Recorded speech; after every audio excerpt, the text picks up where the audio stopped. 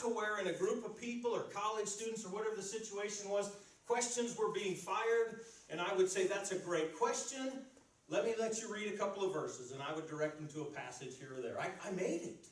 I could sit in that situation, and I could answer questions. And you know what that did for me? Growing up in a fellowship that really didn't emphasize the Word of God, and now I knew the Word of God, and I could just about answer any question.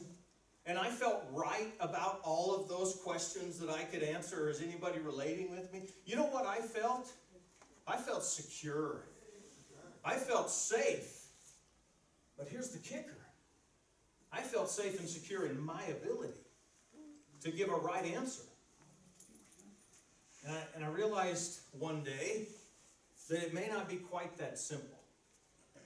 See, Ephesians chapter 2, verse 8, it doesn't say, for we're saved by having the right answers and faith, right, in God, or something like that. It says we're saved by grace through faith, not as a result of works that any should boast. And then he goes on to say something else that's really important. But I think I had arrived at a point, and I think this is a fault some of us have, is we're so confident and we're so confident in our ability to give a right answer that we almost feel like being able to do that is where salvation lies.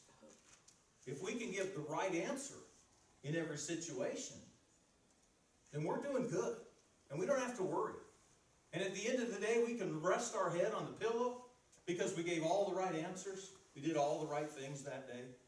And how could God possibly resist me? Are you following me? Now this may not be your story. This is my story. But it started to be as though I didn't really have a lot of faith, and I'm not even sure where the grace of God fit in.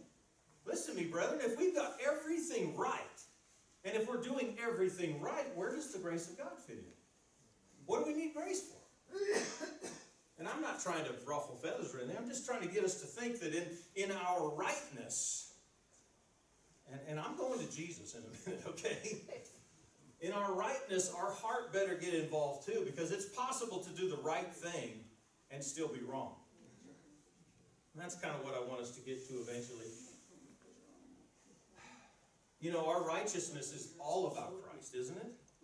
2 Corinthians 5:21, He, God, made Him, Jesus. He made Him who knew no sin to be sin on our behalf. Why? So that we could do everything right and correct and therefore go to heaven. No, so that we might become the righteousness of God in Him. How are we made righteous? In Him. Is being right important? Yes. But where is that